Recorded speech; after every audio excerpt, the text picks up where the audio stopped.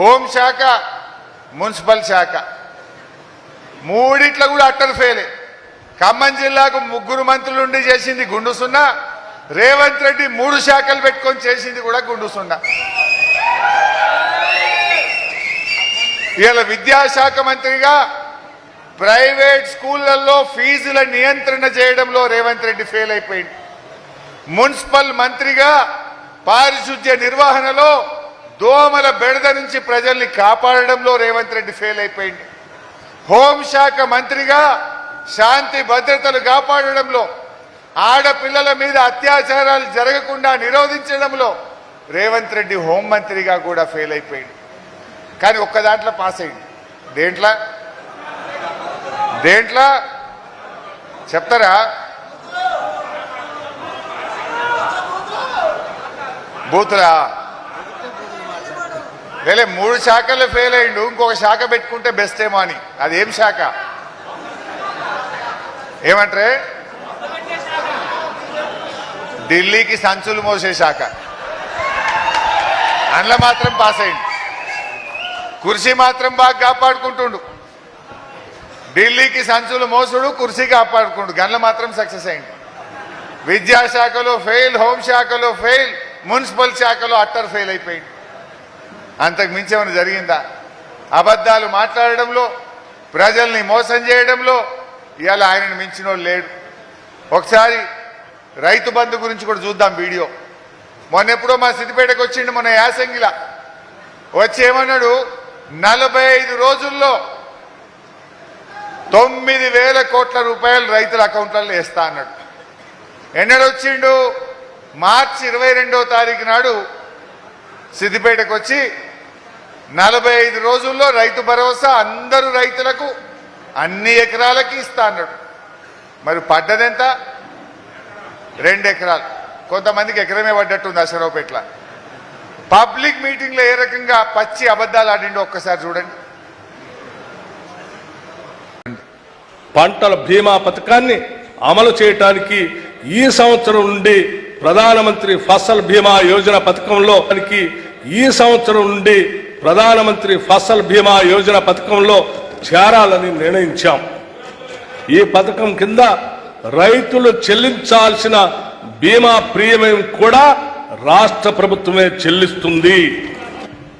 వచ్చిందా బీమా ఎవరికన్నా?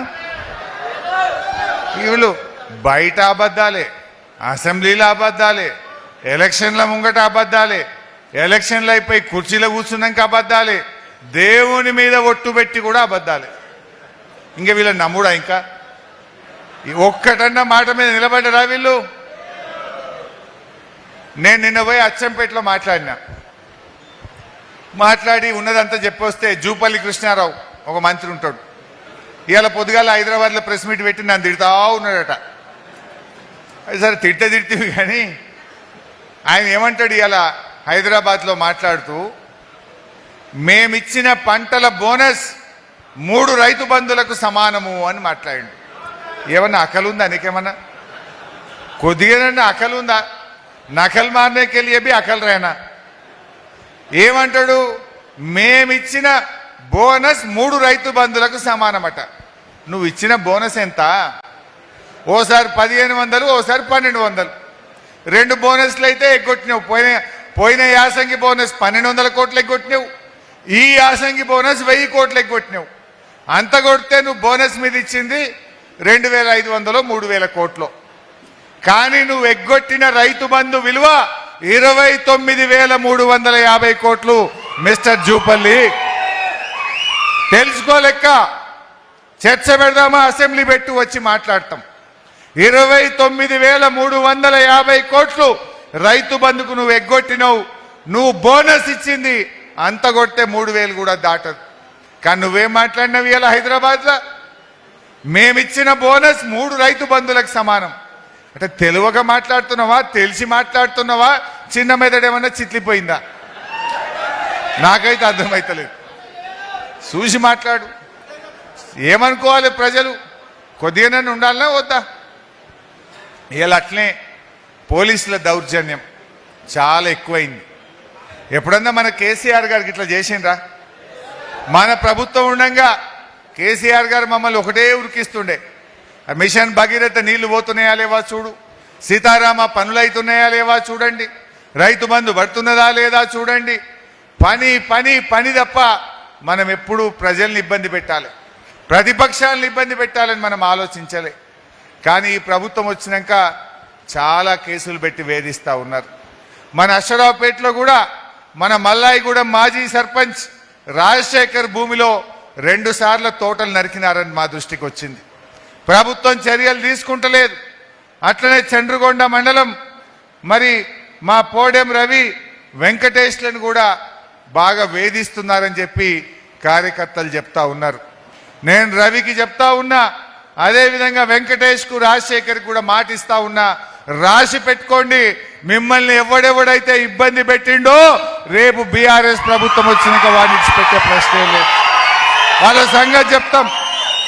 ఎవడన్నా పోలీస్ అధికారులు చట్టాన్ని అతిక్రమించి అధికార పార్టీ కాంగ్రెస్ నాయకులు చెప్పిండని మా కార్యకర్తల మీద అక్రమ కేసులు పెట్టినా, మా కార్యకర్తల్ని ఒక్క చెంప దెబ్బ కొట్టినా అంతకంతకు అనుభవిస్తారు, జాగ్రత్త అని చెప్పి కూడా హెచ్చరిస్తా ఉన్నా. మీరేం భయపడద్దు. పోయినసారి అంటే కొత్త రాష్ట్రం తెలంగాణ కొత్తగా వచ్చిందని ఎంతసేపు పని మీద పడ్డాం. ఈ తాప పని చేస్తాం, మన కార్యకర్తల్ని ఇబ్బంది పెట్టిన వాళ్ళ భర్తం కూడా పడతామని చెప్పి మాట ఇస్తా ఉన్నాం. విడిచిపెట్టేది లేదు. ఇలా ఆలోచించాలి. కార్యకర్తల్ని కూడా నేను కోరేది ఒక్కటే, మీకు అన్నీ తెలుసు, కానీ ప్రతి ఊర్లో చర్చ పెట్టాలి. మీ కోయగూడెంలో చర్చ పెట్టండి, దళిత బస్తీలో చర్చ పెట్టండి, రచ్చబండ దగ్గర చర్చ పెట్టండి, పెళ్లిళ్ళకు పోతానో బోనాలు తీసిన కాడనో ఎక్కడైనా సరే ప్రజలకు అర్థమయ్యేటట్టు చెప్పండి. ఆ రోజు కేసీఆర్ ఉంటే ఎంత మంచిగా జరిగింది, ఇవాళ ఏ రకంగా మన రాష్ట్రం, మన తెలంగాణ, మన పిల్లలు, మన అశ్వరావుపేట నష్టపోతుందో ప్రజలకు వివరించాలని చెప్పి కూడా నేను కోరుతా ఉన్నా.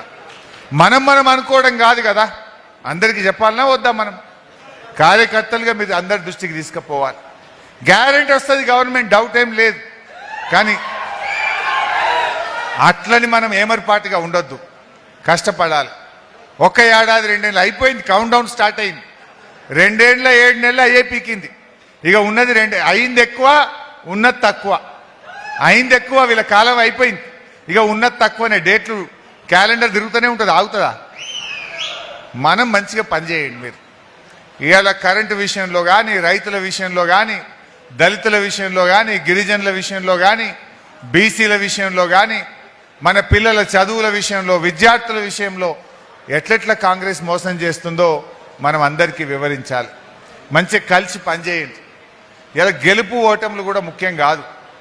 ఇలా బీఆర్ఎస్ పార్టీ మనం ఓడిపోవచ్చు, మనం ఇంట్లో కూర్చున్నాం. ఓడిపోతే వడ్లు కొనకపోతే ఈ గవర్నమెంట్ గల్లా పట్టుకొని నిలదీసినాం, మక్కలు కొనకపోతే ఈ గవర్నమెంట్ మెడలు